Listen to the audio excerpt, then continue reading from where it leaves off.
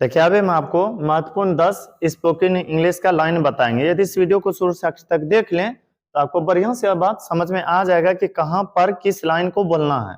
और बात पता है, यदि आप इंग्लिश में बोलने के लिए चाहते हैं तो स्पोकन इंग्लिश पर ध्यान देना ही होगा। आप लोग कई जगह पर देखिएगा, जब कोई 2-4 लाइन इंग्लिश बोल देते हैं तो कितना अच्छा लोग उनको मानने लगते हैं आजकल के समय में।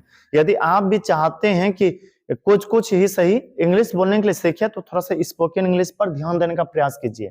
तो ध्यान दीजिए, अभी 10 प्रमुख जो कि आपको कई जगह पर उपयोग करने के लिए मिलेगा। कई जगह पर ऐसा बोले भी होंगे हिंदी में और वहां पर आप अंग्रेजी में बोल सके, इसलिए इस वीडियो को शुरू से आखिर तक देखने का प्रयास कीजिएगा ताकि आपको समझा सके और आपको समझ में भी आ सके। तो ध्यान दीजिए, पहला है आई एम सिंगल।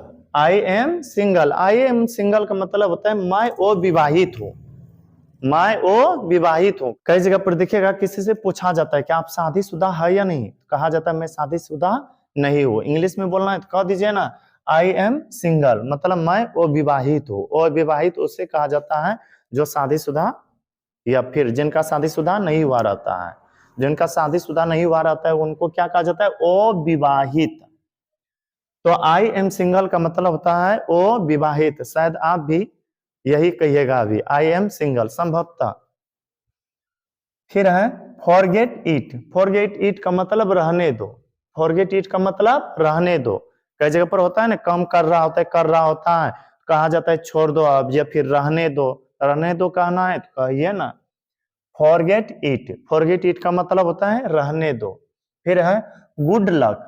कई जगह पर देखिएगा, जब कोई एग्जाम देने के लिए जाते हैं, जब कोई अच्छे कार्य करने के लिए जाते हैं तो कहा जाता है गुड लक। गुड लक का मतलब क्या होता है, सौभाग्य।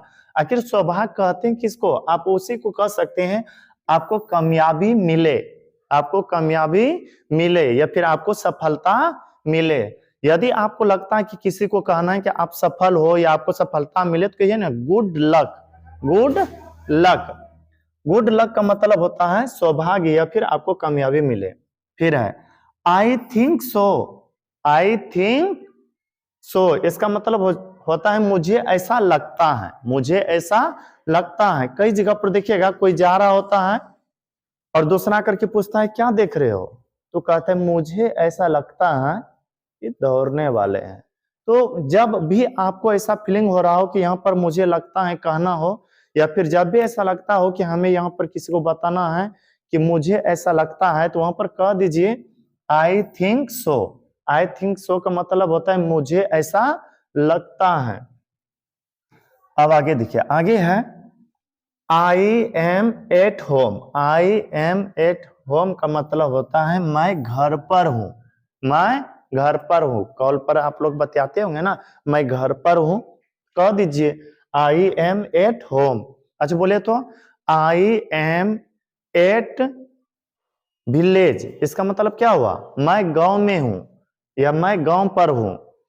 अच्छा, मैं घर पर हूं, मैं घर पर हूं यदि कहना है तो वहां पर कह दीजिएगा आई एम एट होम। फिर है सो लॉन्ग टाइम। इतना लंबा समय। कई जगह पर देखिएगा कोई गया होता है दुकान कुछ सामान लाने के लिए, तो कहा जाता है इतना लंबा समय या इतना समय लगा दिए, तो आप कह सकते हैं इतना लंबा समय के लिए सो लॉन्ग टाइम। सो का मतलब होता है इतना, लॉन्ग का मतलब लंबा और टाइम का मतलब समय। सो लॉन्ग टाइम का मतलब क्या हो जाएगा, इतना लंबा समय। फिर आगे है I am lost. I am lost. I am lost का मतलब मैं हार गया। कई जगह पर देखिएगा कहा जाता है, मतलब चलते चलते नहीं चला जाता है तो कहा जाता है मैं हार गया। मैं हार गया। या फिर मान लीजिए किसी खेल में कोई व्यक्ति हार जाते हैं तो, और उनको यदि कहना होता है कि मैं हार गया, तो फिर कह सकते हैं वहां पर वह कि I am lost. I am lost मतलब मैं हार गया। फिर है yes it is. Yes it is का मतलब हाँ है। कई बार पूछा जाता है क्या वहां पर किताब है, कहा जाता है हाँ है। हाँ है कहना है तो कह दीजिए yes it is. Yes it is. Yes का मतलब होता है हाँ। यस का मतलब क्या होता है, हाँ। फिर है please come, please come, please come का मतलब होता है कृपया आइए। कई जगह पर देखिएगा, आप मेहमान बन करके कहीं जाइएगा ना, या फिर किन्हीं के घरों पर जाइएगा भोज खाने के लिए, कहा जाता है आइए, प्लीज कम।